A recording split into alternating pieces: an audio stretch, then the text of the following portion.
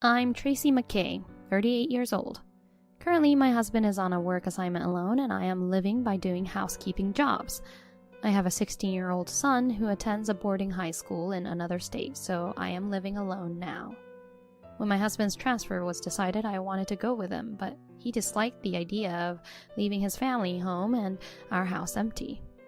My housekeeping service job mainly involves visiting regular clients' homes, and it's hard to take long breaks or quit because the elderly clients prefer familiar people, so I decided to stay alone, suppressing my desire to go with him. I originally worked as an office worker at the company where he currently works for, and we married after meeting there. He is a cheerful mood maker at work, popular among both men and women. He always organized drinking parties and company trips, making them fun events. I helped him with every event, trying to be his support. Tracy, sorry I'm late. I'll buy you dinner when I get to the end of this preparation. Really? That's great. I'll work hard on the rest. Think about what you want to eat while you work. Okay. This was the day I first went to dinner alone with Scott. He invited me to dinner because it was getting late. Until that day, we hadn't talked about personal things, but we talked a lot while dining. I learned a lot about Scott that I didn't know before, and we had a lot in common, which made our conversation lively. As a result, we found out we had many common interests, and after that day, we gradually started inviting each other to drinks. Since we both liked alcohol, it was perfect for after work, and we often went out spontaneously. We were getting used to going out together. The first time he invited me on a holiday, we went to an amusement park, and I was conscious it was a date. From our conversation about liking thrill rides, the topic led to this. Scott, this is definitely a date, isn't it? I asked loudly, just as the roller coaster was slowly reaching its highest point. Scott started to say something, but just then the roller coaster plunged down. After coming down, he said with a big smile, I always consider it a date. Saying that, Scott took my hand and held it tightly. I couldn't believe I was now dining, drinking, and walking in the amusement park holding hands with the admired Scott. We enjoyed many rides that day and fully enjoyed the amusement park. From that day on, Scott and I became closer, but there was no talk of officially dating. It was too obvious to ask, but given how often we saw each other and what we did, I assumed that we must be in a relationship. Then one day while at work, a woman called the company phone. She only said, "Please connect me to Scott." "Excuse me, may I have your name?" It was a routine question for company phone calls, but I asked nervously. "I'm Scott's wife." I was speechless for a few seconds. Regaining my composure, I hastily said, "Please hold," and put her on hold. "Scott, you have a call on line 3. After passing the message, I rushed to the restroom. There was a reason he didn't talk about our relationships or such matters. I had never heard that Scott was married since joining the company. I had assumed he was single. Unable to concentrate on work, I left early that day. But that night, Scott McKay came to my house with a cake. Sorry about today. It must have been a shock, huh? I had no idea you were married. Of course I was surprised. I'm sorry I didn't talk about it properly. You shouldn't be here. Go back home. Actually, we're already in the process of getting divorced, so I'm free now, and the call today was just about the divorce procedures. You don't need to make such excuses. It's not an excuse. I love you, Tracy. Once the divorce is finalized, I want to marry you as soon as possible. Then, until everything is official, let's not see each other anymore. If that's what you say, I understand. Scott then left. Talking with him didn't clear the confusion in my heart. I wondered if he had children, what kind of person his wife was, what caused the divorce. All these unnecessary thoughts. What should I look forward to from tomorrow? I was troubled for several days, but ultimately because I enjoyed the time spent with Scott, I had no choice but to wait. Then one day during lunch break, I got into an elevator. Scott rushed in too. It was just the two of us in the elevator. The divorce is finalized. Sorry for making you wait, Tracy. Really? You actually got divorced? I told you I would. I thought in such situations, people just say that, but never actually divorce. I've been worried all this time. It's all right now. If you're okay with a divorced guy like me, please, go out with me. Yes. It took a long time before we officially started dating. But from there, everything progressed quickly. Rumors of us dating spread in the office. We got married, had a child, and my life moved forward smoothly, almost frighteningly so. When our marriage was decided, I quit my job. Scott didn't have children with his ex-wife, and I heard that might have been a reason for their divorce, but I never asked in detail. After getting married and enjoying a newlywed life, I gave birth to our first son and became a mother. From that day, I had 2 people to pour my love into. Scott, too, cherished me and our son. And after a long period of dedication to raising our son, I began working part-time for a housekeeping service when my son entered junior high school. He was set to attend a boarding high school for sports, so I thought it better to slowly adapt to the workforce rather than rush to find a job then. Scott, of course, agreed. Then, at the time of our son's high school enrollment, Scott's transfer was decided. Feeling lonely all of a sudden, I immersed myself in work. Taking care of the meals, cleaning, and laundry for the elderly living alone became a fulfilling job for me. Visiting almost the same homes every day, they felt like my own family. Months of such life passed, and I had grown accustomed to living alone. On this rare day off, I thought about thoroughly cleaning my house while eating breakfast when the TV got noisy. Looking at it, the location was where Scott's company after his transfer was. The news was continuously reporting on a tsunami. In the footage, Scott's company was directly hit by a massive tsunami. Regaining my senses, I hastily grabbed my smartphone and called Scott. Yes? Scott, where are you? At the office. Where else? Don't call during work. The call ended abruptly. I could only feel uncomfortable on the phone with him. Was it just by chance he wasn't at the office? Hasn't he seen the news? There was no indication that he knew about the tsunami. However, it was strange for him to speak in that tone. Feeling uneasy, I decided to call the head office of the company where Scott McKay worked. My name is Tracy McKay. Could I speak to my husband, please? Miss McKay, we always appreciate your support. Unfortunately, Mr. McKay is off today. Ah, of course. Sorry about that. Is Victor available then? Please hold on a moment. This Victor was a colleague who joined the company in the same year as me. I had made plans to meet him that day.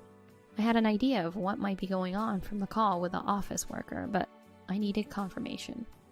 Hi, Victor. Long time no see. Sorry for calling you out of the blue. What's up? You haven't changed at all, Tracy. Look at me, already hitting middle-age spread. I wanted to ask you something. Where is Scott working now? Huh? Scott has been working with us continuously. Why do you ask? I knew it. What's wrong? He told me he was transferred, and we haven't been living together since April. What? What happened? Did you two have a fight? It must be another woman, just like when he was with me. But surely he wouldn't lie about something like that. Probably thought that if he was transferred, he could be with her every day. Let me look into it. Act like you don't know anything, Tracy. This morning, I saw the news about the tsunami and called him in a panic. He said he was at work. It seemed strange if he was supposed to be at his transfer location. I see. I'll let you know as soon as I find out anything. Thank you, Victor. While waiting for Victor's call, I thought about many things alone. Divorced at this age, I felt helpless, but if Scott really was cheating, I couldn't stay with him. Then 3 days later, Victor contacted me. That day I met with Victor and everything became clear. Victor had pretended to seek advice about a rumor of his own affair to catch Scott off guard, and instead he brought back information about Scott. Scott was living with a young woman. Apparently she even brought him homemade lunches every day. I couldn't forgive him for lying about being transferred to do such a thing. While thinking about what to do with these feelings, I went to prepare dinner at the house I was in charge of with my housekeeping service. The homeowner, Grandpa Dan, lived alone without family, but he was always bright and a very nice person. "Grandpa Dan, I'll make mixed rice and simmered fish for dinner today." Thank you, Tracy. But is something wrong? Eh? No, I'm fine. Nothing is wrong. You don't have to make anything fancy. Just talk to me. Well, I'm thinking about getting a divorce. You must be going through something tough. Yes, I told you my husband was transferred, but it seems that was all a lie. He's been going to the company as usual, but he's living with a young girl. Your husband has really done something flashy. He still doesn't realize that I know the truth, but honestly, I can't decide what to do. What's the first thing that comes to your mind? Of course, I don't want to be with him anymore. Then you should clear out his belongings from the house. But if I do that, my son and I won't be able to live. You know, Tracy, ever since you started coming here, my days have become truly enjoyable. Grandpa Dan was speaking in a gentler tone than usual, trying to soothe my anger and sadness. Now it's my turn to repay the favor. What do you mean? I used to be a president of a big company when I was healthier. I've never heard you mention that before. Indeed, his house is huge, and I had initially thought him to be a well-off elderly man, but as we became closer, such things stopped mattering. But once those titles are gone, people who used to be around me disappeared, and now I'm all alone. My wife passed away before me, and we never had children. It's lonely, I tell ya. I'd like to say, get a divorce and become my wife. What? Just in name, of course. If you were my wife, I could leave all my wealth to you. What? That's such a bizarre idea. I was truly shocked by Grandpa Dan's statement at that moment.